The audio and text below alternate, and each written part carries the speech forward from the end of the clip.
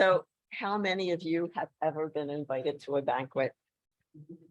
We're going to a picnic this afternoon where there'll be lots of food. So there are banquets and picnics for everything: Little League, swim team, Rotary Club, and of course, weddings.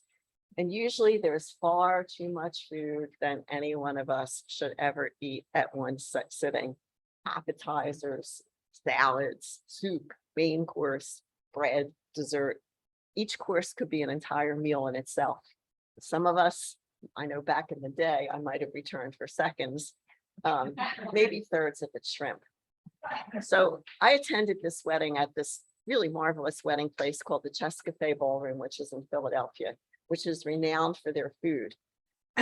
So the wedding takes place in the venue, so they have to, change it all to the seating for dinner.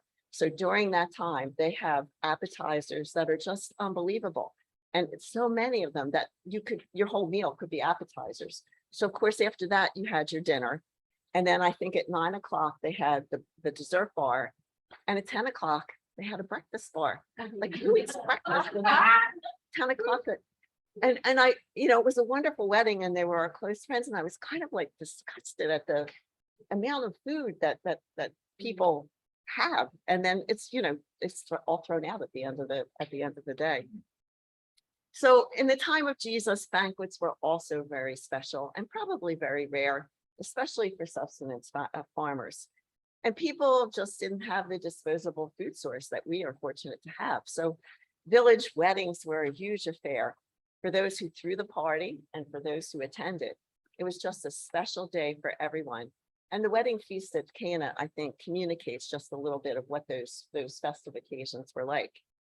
And those like Jesus, who lived in a larger community like Capernaum, probably had some citizens of note, small note, but note nevertheless. People like, the Pharisee mentioned today, or Simon the leper, or Zacchaeus, who might have thrown some parties for their friends.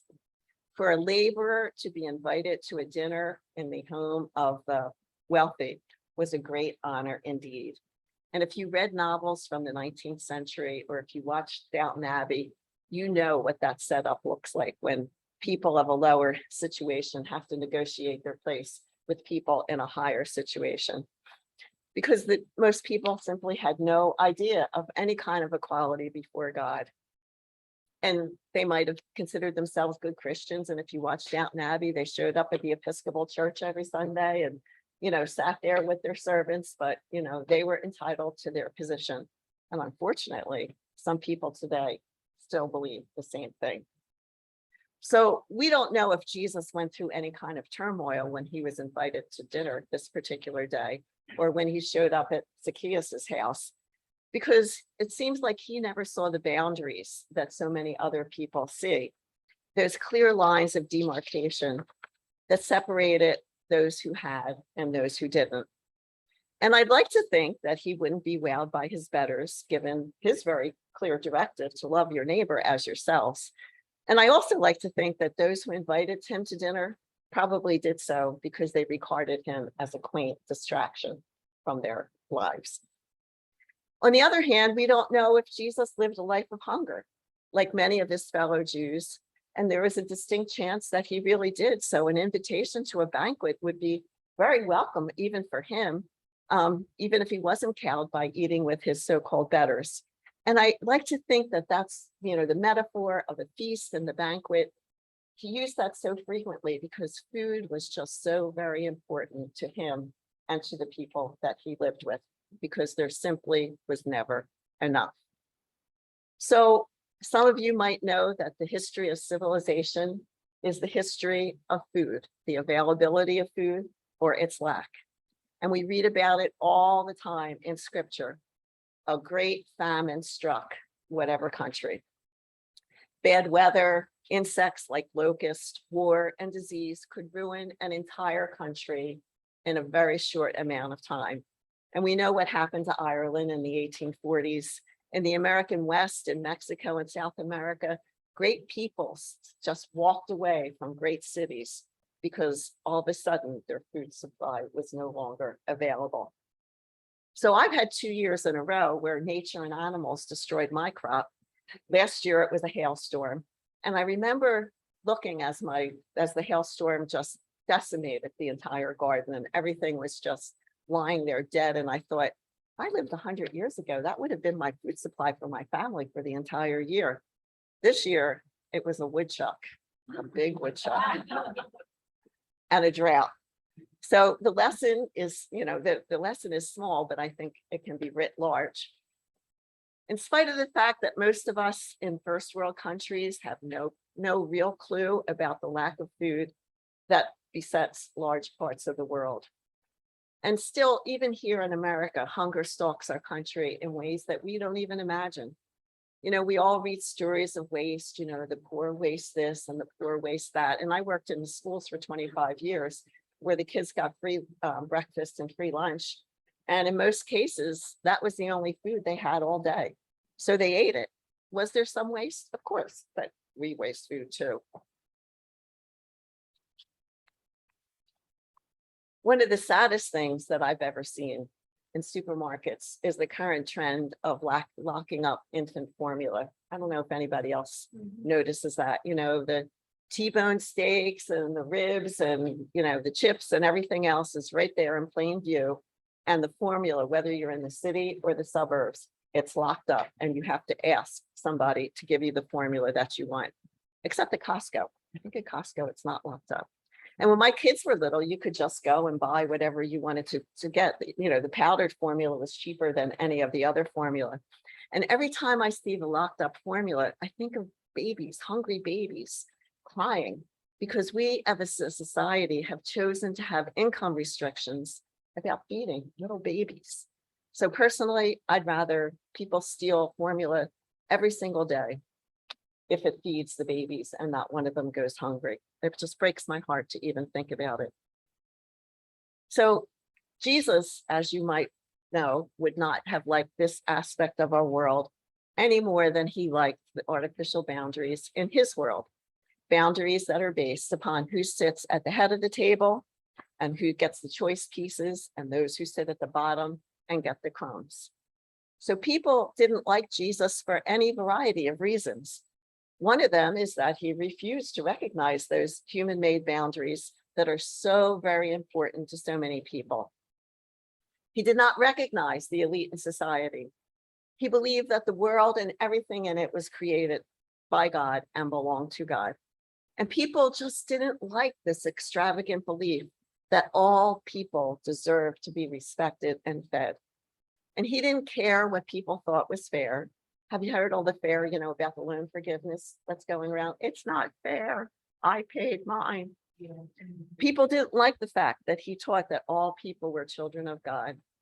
The powers looked upon his generosity and extravagance as squandering resources that those people did not deserve to have. And unfortunately, we still do it. Jesus never looked at anything the way most people do, and that's why this story is included in scripture. Has anybody ever heard of Cynthia Bourgeois? So she says that stories like this in this gospel, she calls them spiritual hand grenades. The orderly and rational side of us says, why should we feel obliged to feed the babies of a welfare mother? Doesn't she get enough money already? She might use it for drugs. She might sell it. Lock up that formula. Why should we waste resources on people who don't appreciate it? The side of us that follows Jesus acknowledges the fact that he never even once asked those questions and gave away until the end. It cost him his life. So I often think, going back to the bounty of nature, most of the time, the bounty of nature, when we look at it, it should make us generous. So as you know, I like to garden and I make mistakes all the time. And I'm an experimenter. And so mostly I learn by trial and error. I learned that you can't put foxglove in direct sun. It kills them, even if you water it. One thing I did learn was the value of a hosta plant. Does anybody have any hostas? So in my old house, I had a monster hosta. In fact, I had lots of monster hostas. And over the course of the 10 years before I moved, I would take huge pieces of them and give them to my neighbors. I gave them to my kids in Baltimore. And the hosta was never once diminished, even though I lopped off a half or a third or a fourth. It always grew to the same huge size, no matter how much I took from it. And not only that, the transplants grew to that same huge size. A similar thing happens with Pachysandra and periwinkle. Did you ever transplant that? It just, you can rip out the plants and you put them somewhere and they begin to propagate like mad. Sharing does not diminish them. If anything, it increases the number of hostas and Pachysandras. And no part of my garden or any part of my plants ever suffer any harm from sharing. And best of all, they bloom where they're planted, except if you put them in too much sun. The Sufi mystic Rumi tries to explain this relentless generosity. Love is reckless, not reason. Reason seeks a profit. Love comes on strong, consuming it herself unabashed. Yet in the midst of suffering, love proceeds like a millstone, hard surfaced and straight ahead. Having died to self-interest, she risks everything and asks for nothing. Love gambles away every gift that God bestows. I'm going to read that last sentence again. Love gambles away every gift that God bestows. Sometimes I think this is what Jesus meant when he said to give away all of your belongings to the poor. I mean, Jesus had a house in Capernaum and he had clothes and he wasn't ascetic. He went and he ate, he ate at people's houses all the time and he was giving food away. But Jesus was really never attached to anything material. The only thing that really motivated him was the love of God. And in light of this love, everything could be disposed of, including his life. So I'm going to leave you with one final question. And here it is. Is it possible to live on the planet with generosity, with fearlessness, and with beauty that mirrors the love of God that God gives to us, pressed down and overflowing into our laps every single day of our lives with no strings and no test attached? And you all can answer that question at your leisure.